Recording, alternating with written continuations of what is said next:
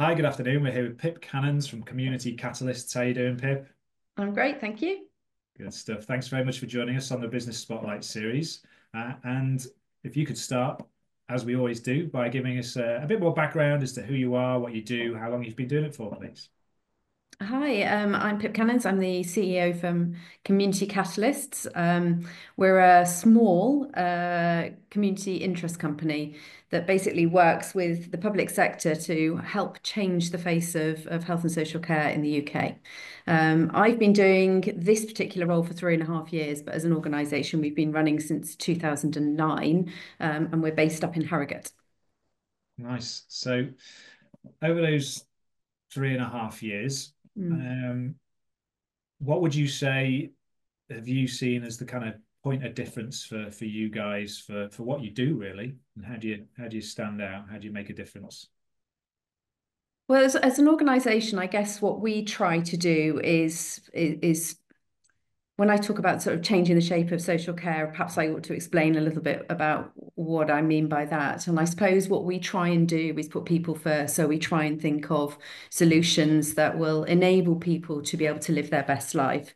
And we believe that the traditional forms of social care are fairly limited. So we work with people and communities to look for better solutions. And what we've noticed over the last sort of 3.5 years, 4 years, a bit longer really, but certainly over the last 3.5 years, is a real increase in momentum of people really wanting that change, really wanting to work with us to look at what could be different. How could we deliver social care in a way that is much more person-centered, that is really flexible, that allows people to have choice and control over their lives, whether they're living with a disability or whether they're aging.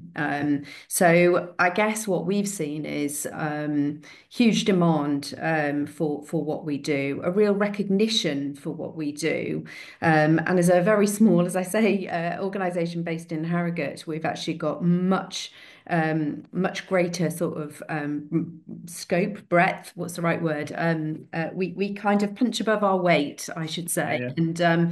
and we have a national reputation. So we're often quoted in papers or quoted in research articles, just looking at what could be different. How could we change public sector services for the better? Because I think some of the things that we do are just they're not rocket science, but just the way that we do things kind of works, and we know how to make things happen, I guess. So people come to us and ask us for the magic ingredients, and we go, Yeah. well, I don't think there are any, but it's we've got some great people with really solid values, and that's what we take with us. So we go and we work with local people in different areas around the country and take those values, take that knowledge with us, and give people locally the confidence to do the change that we know is possible. So I suppose that's what our, Sure. if you like, our magic ingredient is that we Yeah. spread that way of working, that sort of, yeah, those values wherever we go. Brilliant. And was that what attracted you to go into the position then, in terms of a values match and the reason that Yeah. you wanted to work at Community Catalysts? Yeah, I guess so. So my background prior to Community Catalyst, I was working in Somerset in the local authority there, and I'd been working with Community Catalysts actually on a transformation program in adult social care. So I was already familiar with their work, and we'd had great success at developing local micro enterprises that deliver care to local people in Somerset. We'd seen the difference that that made to people's lives.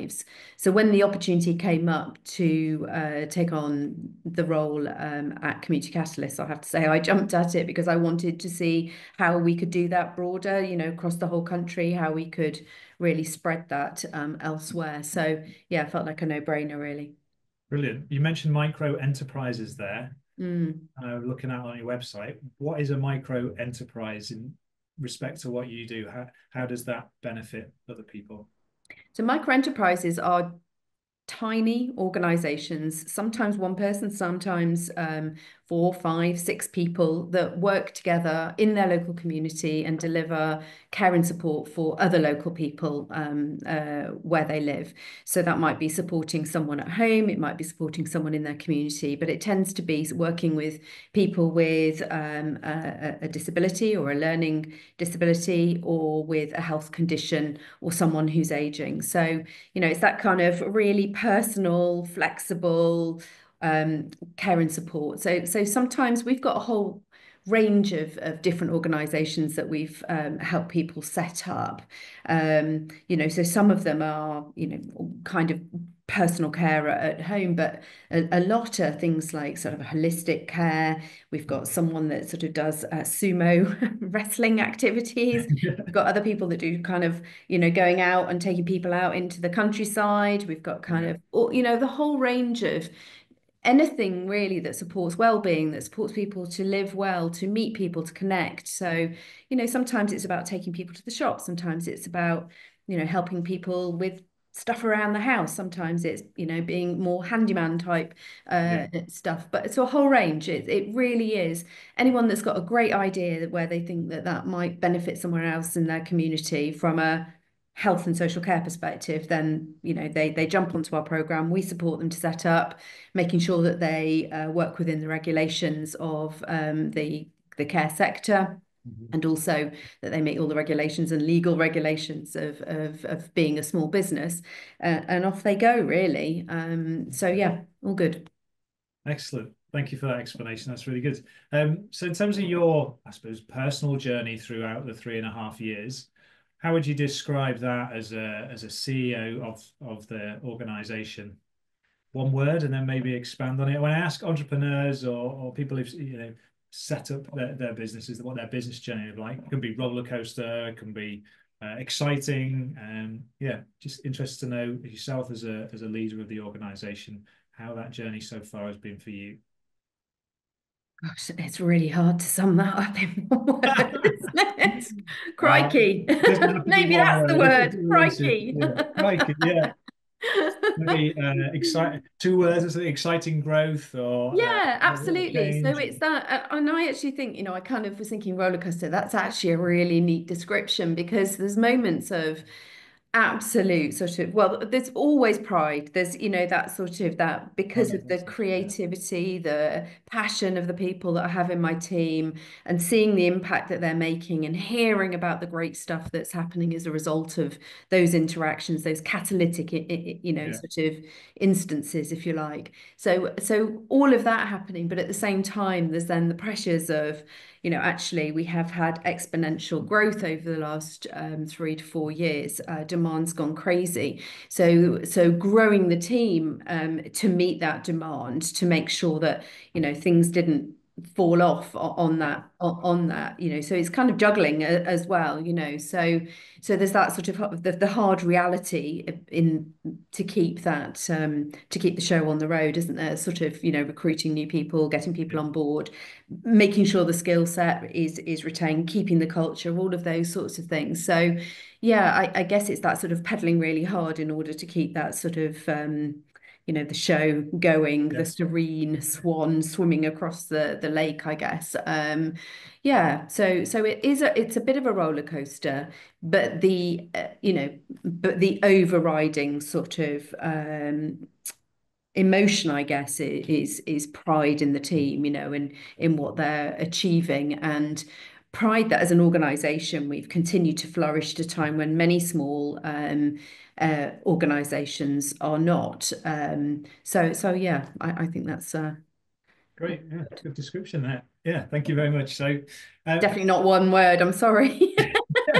Not the right yeah, person for one word. definitely expand on it. So that's fine.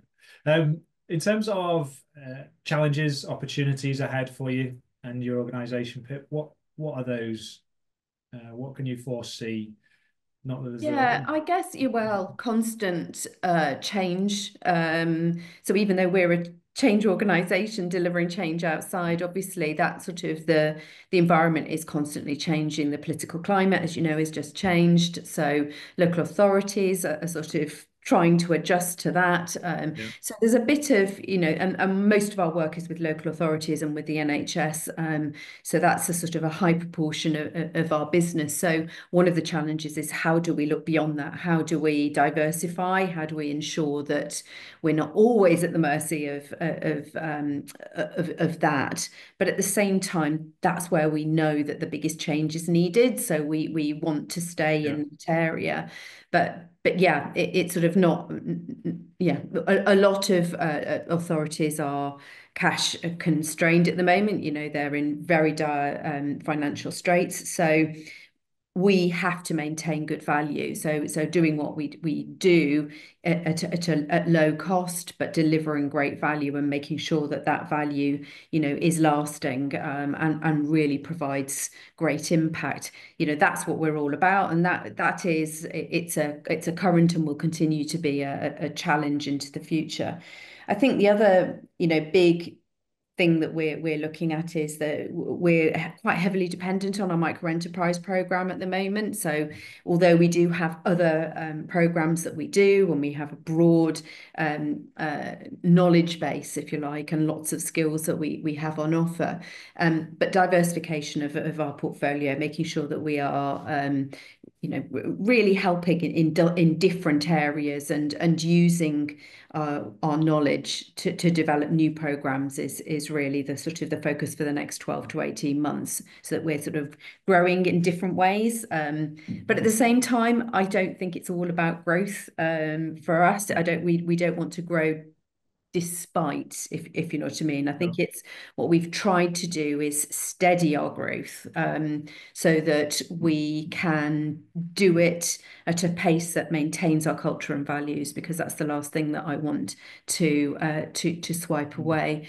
And I the reason I say that is, I've worked in very large corporate organizations in my past. So prior to being in the public sector, I was in the private sector working in banking.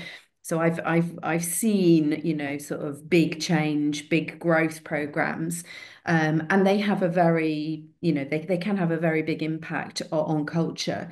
And I think the thing about an organization like ours that is very values led and very sort of about people, is that we absolutely just need to focus on making sure that we don't grow at a pace that we forget who we are and why we do it. And also, that's the reason why people come to us, because we are that sort of trusted space, but we're also reassuring because we're small, so we know each other. So there's all sorts of things at play there, but yeah, we need to, I guess, watch what's going on in the future, rise to that challenge, and and make sure that we continue to be fit as an organization, that we continue to recruit the right people, that we continue to be relevant in a fast-paced, changing Yeah. world. Yeah. So yeah, the usual challenges, I think, for an Diversification things. Yeah. organization. Yeah. You can't sit still, Yeah. can you? And do you have to say no in terms of when you're talking about Yeah. managing growth? Does that involve a lot of yes and no kind of Yeah, well, decision? it's really hard because we're very much, want to make a difference. Yeah. And when your mission is to help everyone across the whole UK to be able to live a good life, that's kind of a big mission, isn't it? So Yeah. it's difficult to say no when someone comes to you and says, can you help us with this? But we don't say no often, but we have had to say no when usually when it's sort of, we just don't think we're the right people to do it, or when the values are just not aligned, and we just don't think that what that working would work, would Yeah. work in that sort of instance. Most of the time we say yes, and what we do is I think that one of my colleagues has a brilliant description, and it's very Yorkshire based as well. And that's the sort of the Wallace and Gromit sort of, we kind of just put the truck down as we're speeding along. So that's kind of who we are. So we would rather say yes and do that, Yeah. while maintaining that swan-like serenity, so that all the stuff's happening in the background. But you can only do that for so long. I don't want to, when we had a very big period of growth, when we said yes to everything about 3 years ago, it was crazy. We had sort of 9 to 12 months of total craziness where people were working really ridiculous hours, because we couldn't we couldn't lay the track quick enough, if you like. We were Yeah. recruiting people, but getting people up to speed still means that, core people in the team were Yeah. working really, really hard. So yes, at the end of that, we did deliberately plan in our strategic plan to slow growth. But that's not actually what happened because the team is very bad at saying no. And because collectively we just want to make a difference, I guess. So, but we were in a better position. So by that second year, we had staff on board. We were, we Yeah. were Yeah. in a better steady state. So I suppose to answer your question, we mostly say yes. We are very can-do type people. We just, make it happen. But I'm just saying that I recognise that there is a risk to all of that, and the biggest risk is on the people on the team that you're working with. So yeah. Good share. So, what is the biggest lesson would you say you've learned since being community catalysts? I suppose my biggest lesson in this role is to step back and listen and just wait a little bit, a bit of a pause before jumping in. We're a very collaborative organisation, and that's a very different way of working from a lot of the organisations I've worked with in the past. So I suppose my learning is about adjusting to that, to collective decision making, to much more autonomous working for the whole team, which I absolutely, support. But that can sometimes feel a little, unnerving at times. So it's just Yeah. holding your nerve, and I suppose that's the bit that I've had to learn to do is hold my nerve, hold back, not jump in, let things happen, and then, tweak and adjust rather than, pulling. Great. Thank you for that share. And what inspires you to do what you do? I mean, I could hazard a guess with the things you've already said, but what's the inspiration for you? Oh, I thought that's not difficult. There's two ends of the spectrum. There's the great stuff, every day hearing about the difference that what we do is making to people's lives is, an absolute pleasure and very much a motivating factor for working at Community Catalysts. And then the other motivating factor is when I listen to the news or I watch a program on television where I see terrible care and I hear about awful situations that people are living in, and that is a big motivator to do more, for us to get out and reach more people and do things differently and encourage the system to behave and act and do things differently. So yeah, so two things is sort Yeah. of that sort of that motivate the sort of Yeah. wanting to address what's wrong. And then when you hear the great stuff, that just gives you that, there's one of my great colleagues in the sector would say that heart sing, that sort of that real, you know, um, knowing that you're doing the right thing. Yeah. Pushing you on to keep going. Thank you. So, in terms of latest news, then to kind of summarize and give you an opportunity to share a way for people to get in touch. Yeah, if there's anything that you're up to at the moment that you'd like to share, feel free. Or even it's a case of sharing a website so people know where to find you. Feel free to do that now. Okay, well, there's lots of stuff about Community Catalysts on our website. So that's www.communitycatalyst.co.uk, is it? I can check for you. You're all right there. Let's have a look. Yes, you're in .co.uk. Yes, there we go. Yeah, Fantastic. I just suddenly thought, am I now saying an email rather than a website? Sorry, that's all Monday right. All good. All lunchtime good. blues. Yeah, so there's lots of stuff about us on our website, which I'm sure you can find. But I guess, a couple of things to have a look at. So we've got our wonderful micro enterprise development program, which I've been talking about. So that's under communities care, and there's lots to find out there. And so, find out what's going on in your local area. And then we have a new social leaders program we've just started our new cohort, but that we do that sort of once a quarter. So that's to invite new people in from communities that work in the sector or are interested in sort of social care and developing different ways of working, then that program's running, so do get in touch really and find out more. Yeah. Thanks, Pip. Really appreciate all that you've shared. It's been really interesting speaking with you, and yeah, really fascinating finding out what Community Catalyst does and the impact that it's having. So I wish you all the best for the future success of the organisation. Thank you.